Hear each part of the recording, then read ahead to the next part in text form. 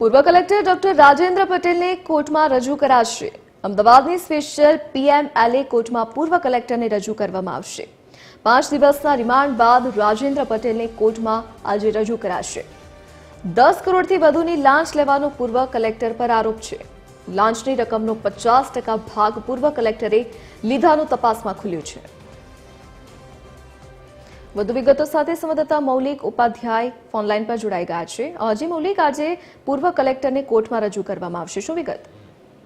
આ બિલકુલ જે રીતે સુરેન્દ્રનગરનું આ લાંચ પ્રકરણ છે તેમાં પૂર્વ કલેક્ટર રાજેન્દ્ર પટેલ છે તેમની ધરપકડ થઈ હતી અને ત્યારબાદ તેમને સ્પેશિયલ કોર્ટ છે ત્યાં રજૂ કરવામાં આવ્યા હતા, જ્યાં કોર્ટે તેમને 5 દિવસના જે રિમાન્ડ છે તે મંજૂર કર્યા હતા।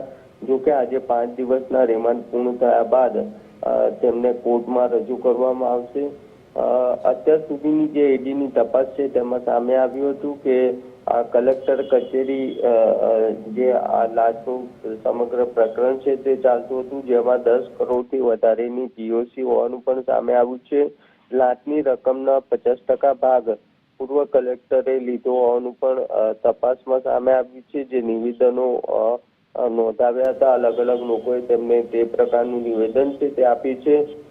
કલેક્ટર વતી તેમના પીએ છે જયરાજસિંહ ઝાલા લાંચની રકમ એકત્રિત કરતા હોવાનું પણ ઈડીની તપાસમાં સામે આવ્યું હતું। ત્યારે આજે રિમાન્ડ પૂર્ણ થતા આ તમામ તપાસની વિગતો છે તે પણ બહાર આવી છે। ત્યારે ફરીથી રિમાન્ડ પૂર્ણ થતા રાજેન્દ્ર પટેલ છે તેમને કોર્ટમાં રજૂ કરવામાં આવશે।